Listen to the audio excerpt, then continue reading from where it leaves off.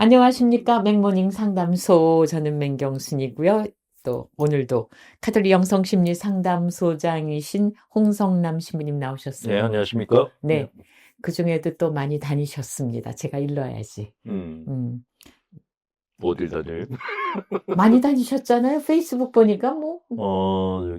중앙아시아를 갔다 왔고요. 카자흐스탄하고 키르기스탄을 갔다 왔고, 그거보다, 김영사에서 신간을 하나 냈는데, 이 김영사 쪽에서 굉장히 많은 업체들에게 섭외를 해서, 뭐, 여기저기 불려다니면서 인터뷰하느라고 이제 바빴죠. 제가 안 띄워드리니까 자가 발전하시. 잘 나간대요? 예, 신간이 지금 벌써 이렇게 두 번째 판 들어갑니다. 오, 네. 그럼 그건 진짜군요. 예, 예. 1세가 끝나고. 예, 1세 끝나고 네. 2세 들어갑니다. 그러면은 수입이 얼마 되시는? 모르겠어요, 아직. 아직 통장에 들어온 게 없어서. 네. 저희가 녹화를 이렇게 한 달에 한 번 하니까 사실 굉장히 오래간만에 만나 뵙는 그런 느낌이 듭니다. 그런데 지난번에 또 우리 민들레국수 서영남 선생님 편이 여러분의 참 열렬한 호응을 받아서 아주 많은 조회수를 기록을 해 주셨어요. 네. 감사드립니다. 자, 우리가 이 시간에 시작하면서 우리 신자들과 또 긴밀한 관계에 있는 본당 사목, 특수 사목 하시는 또 신부님들의 고충을 대해서 얘기 듣고 있습니다. 그래서 신부님이 모아오신 건데요. 이런 문제가 있군요. 본당 사목을 하면서 신자들과 술집이나 노래방을 가는 일이 있습니다. 그런데 어떤 신자분들은 또 그 세속적인 신부라고 세속물을 빼야 한다고 주장하십니다. 이럴 때는 도대체 어느 편에 서야 될지 모르겠습니다. 제가 맥모닝에서 본당 신부님들에 대한 이야기를 하는 거는 저 사실 사제 상담을 하고 있거든요. 군종 신부 상담을 하고 있고, 거의 뭐 전국에 있는 신부님들을 상담을 하고 있어요. 뭐 많이 오시진 않지만 하면서 이게 개인 상담을 하다 보니까 네. 그분한테만 얘기를 하게 되는 거예요. 네네. 근데 신부들이 갖고 있는 고민은 다 비슷하거든요. 그래서 그냥 이렇게 오픈된 자리에서 공개적으로 이렇게 얘기를 해드리는 게 낫겠다. 물론 이제 이런 얘기를 듣고 실망할 분도 계실지 모르겠지만, 신자분들도 신부들이 겪고 있는 고충이 뭔지를 아시는 것이 좋지 않을까 해서 말씀을 드립니다. 네, 저도 본당 사목했지만 술자리가 굉장히 많거든요. 네네. 지금은 좀 줄었다 그러는데, 제가 첫 주임 나왔을 때는 거의 매일 술자리였어요. 저녁마다. 단지도만, 구역 미사를 하면은 구역도만. 미사하는 걸 차려놓고 그 옆에 술상을 같이 봐놓고 미사 끝나면 바로 술자리가 시작되고 그랬거든요. 근데 그런 이제 술자리에 불려가고 뭐 끝나면 또 노래방에 또 불려가고 그러면서 어떨 때는 내가 이게 이렇게 하는 게 사목이 맞나 하는 그런 회의도 들었었는데, 네. 근데 그런 걸 보고 뭐 세속적이다라고 얘기하는 거는 이렇게 너무 단정 짓는 거고요. 본당 신부하고 수도의 신부는 일하는 자리가 다르거든요. 네. 수도의 신부님들은 공동체가 중요하죠. 사목보다. 네.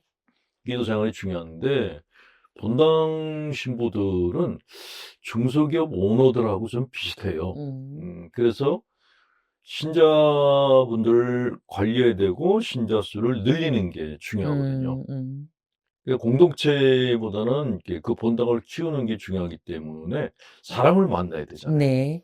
그 술자리를 피할 수가 없는 거죠. 그래서 본당 신부님들이 신자분들과 함께하는 자리가 중요하기 때문에 그 자리가 술자리냐 노래방이냐 이거는 중요하지 않고 내가 신자들과 함께하냐 안 하냐 이게 더 중요하다라는 말씀을 드리고 싶고요.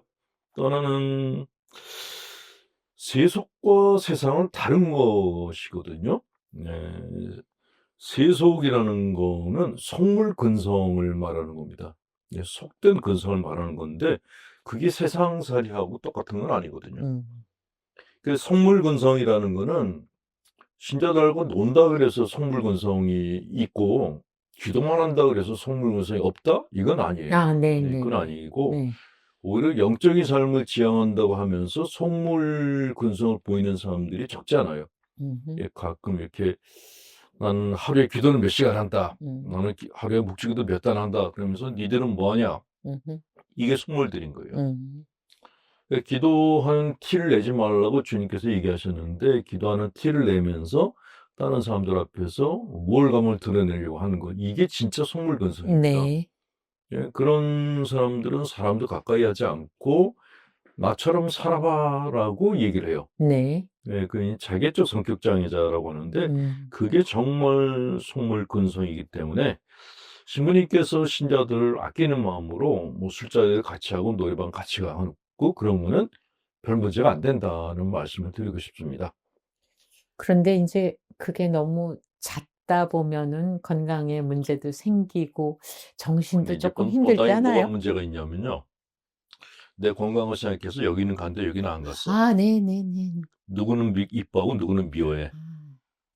그 얘기를 본당에서 뭐 한 내내 들었어요. 내내. 음.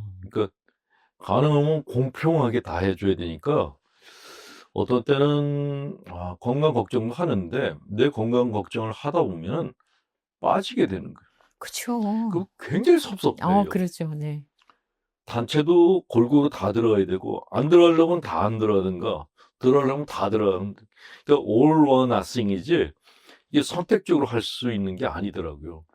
그 본당 신부님들은 그래서 체력 소모가 굉장히 많거든요. 그렇죠. 그래서 술자리에 가셔서도 너무 많이 마시지 마시고 그리고 이렇게 너무 길게 이렇게 시간을 보내다 네네. 보면은 네. 진짜 건강을 상하시니까 또 실수할 수 있는 상황도 벌어지고. 그렇죠. 예. 아무래도 술이 취하고 시간이 오래 걸리면은 이게 본의 아니게 이렇게 실언을 할 수가 있습니다. 그래서 네네네. 적당히 하시고 음.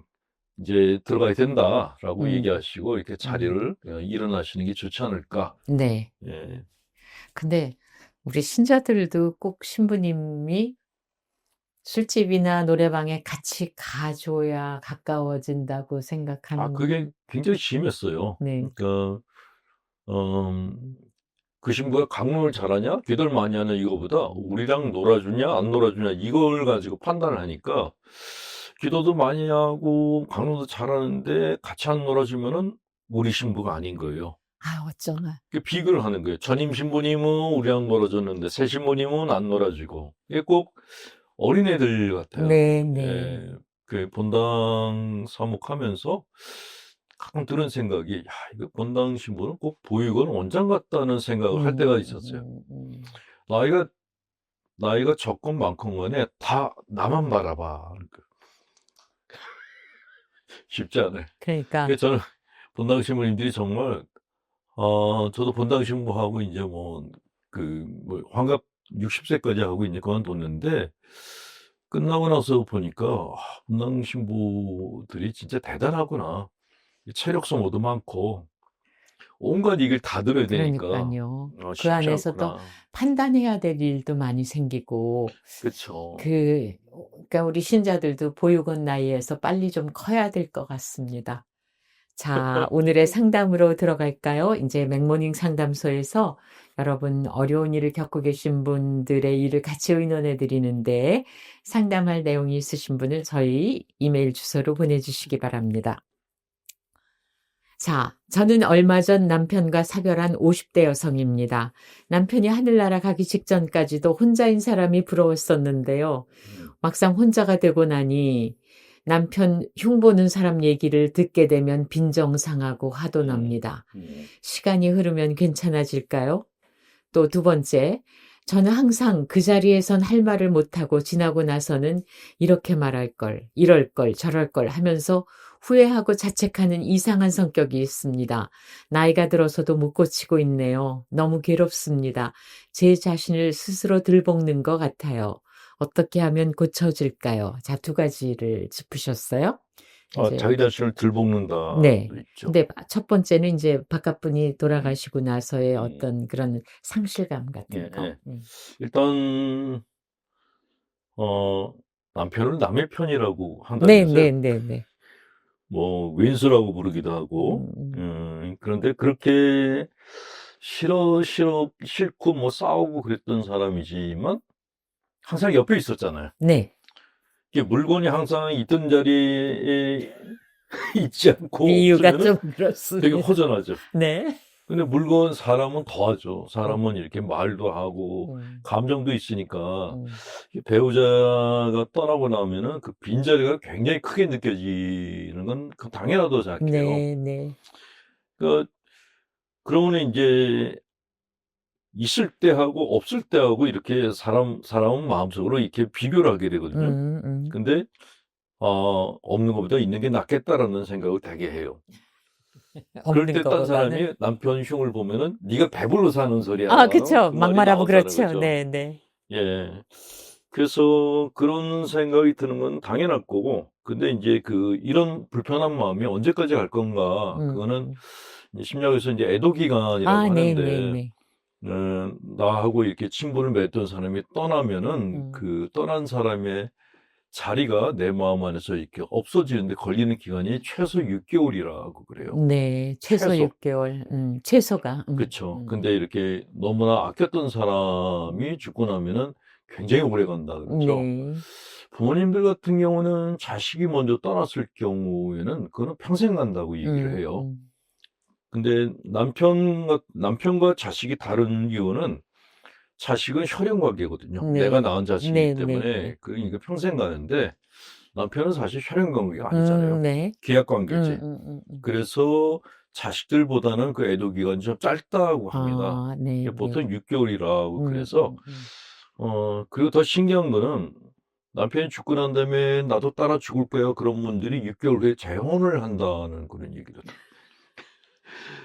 다그 안에 있는 감정을 다 풀어서 네. 6개월 되면은 음, 이제 감정의 찌꺼기도 안 남는다 뭐 음, 그런 얘기도 하는데 자매님 같은 경우에는 미운정, 고운정이 있기 때문에 조금 더 걸릴 것 같습니다. 음, 이렇게 그리웠다가도 미웠다가 또 그리웠다 미웠다 이게 막 뒤엉켜 있거든요. 음, 이제 시간이 좀 걸릴 텐데 어쨌건 세월이 약이다. 네, 음. 그런 말씀 드리고요. 두 번째 문제는 그 자리에서 말 못하고 지나가면서 후회한다. 이런 그러죠. 경우 상당히 많죠. 많죠. 네, 네. 근데 왜 말을 못할까요? 그 자리에서. 준비돼 있지도 않고, 음, 대처도 안 되고, 그리고 말을 했다가 저 음, 사람이 내 말을 안 받아줘. 음, 나를 무시하거나 음, 아니면 면박당하거나 음, 그게 두려우면은 말을 안 하는 게 참 낫겠다라는 음, 생각이 들어요. 음. 그리고 내가 말을 하다가 이렇게 감정에 복받쳐서 실언을 할까 봐 네, 네, 네. 두려워하는 사람들 네, 많아요. 네. 근데 지나고 나면 후회를 하는 거예요. 그렇죠. 해야 됐을 텐데. 음, 음, 음. 근데 그 얘기는 뭐냐면 자기가 자기를 질책하는 거예요. 그쵸. 너 네. 그때 그런 말도 네, 못하고 네, 이제 네. 이거 뭐 하고 있는 거야. 그리고 자기가 못나 보이고. 그렇죠. 이게 이제 악순환이거든요. 네. 그래서 일단은 말을 하는 연습을 먼저 하셔야 돼요. 연습이 돼요? 연습을 해야 돼요. 네. 그러니까 내가 만약에 어떤 사람하고 음, 대화를 하러 가요. 그러면 음, 먼저 리허설을 하는 거예요. 음, 연기자들이 무대 올라가기 전에 리허설을 하는 것처럼 음. 먼저 리허설을 해보시는 게 중요해요. 네. 그걸 하다 보면 어느 날 그 사람 앞에서도 얘기를 할 수 있게 돼요. 음, 그게 굉장히 중요하거든요. 음, 그러니까 리허설이 많을수록 음, 사람들 앞에서 말을 하는 것이 그렇게 거북스럽지 않고 음. 자연스럽게 할 수가 있습니다. 그러니까 어제 내가 못했던 상황이 분하시면은 거울 앞에서 그 상황을 다시 만들어서 그렇죠. 내가 말을 해보는 리피트 거죠. 해보는 게 네. 굉장히 중요하고, 그러니까 자책하는 게 제일 안 좋아요. 안 좋아요. 네. 자책하는 게 제일 안 좋고, 음, 예를 들어서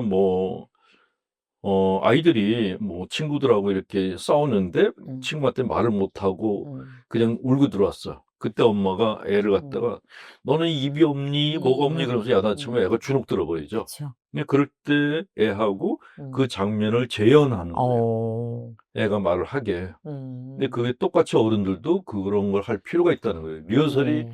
굉장히 중요해요. 네. 그 리허설이 이제 그것도 연습을 하는군요. 계속 하다 보면 어느 날 리허설이 필요 없고 그냥 그 자리에서 바로 이렇게 얘기가 나오는 그런 음, 상태까지 가게 되죠. 네. 그건 솔루션인데요, 네. 정말. 네, 네. 그 마지막 얘기가 자기 자신을 들볶는다 그랬는데 음, 자기 자신을 들볶는 거는 제일 안 좋은 음, 방법이거든요. 음, 그러니까 부모님이 아이들을 키울 때 아이들 갖다 계속 야단치고 잔소리를 해대면 애들이 주눅이 들어버려요. 네. 열등감이 생기고 무기력감이 생겨요. 그러니까 더 바보 같은 짓을 하게 되는 거예요. 똑같이 자기 자신을 들볶으면 똑같은 현상이 생겨요. 그래서 내가 하루를 살면서 어떤 실수를 했을 때 절대로 자기 자신을 비난하시면 안 돼요. 네네. 그때 네가 어쩔 수 없이 그렇게 했어라고 따뜻하게 얘기해 줘야 돼요. 그러니까 자연계에 사는 그 모든 생명체 중에서 자기와의 대화가 가능한 건 인간뿐이에요. 그래요. 개가 자기와의 대화 안 하잖아요. 하는 소가 자기하고 대화하나요? 사람만이 자기 자신하고 대화가 가능해요. 네. 그거를 이제 셀프 토킹, 네네. 혼잣말이라고 하잖아요. 네네. 혼잣말이 나 혼자 뱉는 게 아니라 내가 나한테 해주는 말이에요. 근데 이 혼잣말이 긍정적인 게 있고 부정적인 게 있거든요. 네네. 그러니까 혼자서 이러는 거예요. 아유, 등신같이 그때가 말을 하지. 네네네. 이거는 내가 나를 질책하는 거예요. 그렇죠. 근데 그렇게 안 하고 긍정적 혼잣말을 많이 해주라는 거예요. 네. 네가 그 실수했는데 그거 괜찮아. 뭐 다음에 또 잘하면 돼. 누구나 다 그렇게 실수해. 라고 내가 나를 이해를 해주고 존중해 줘야 돼요.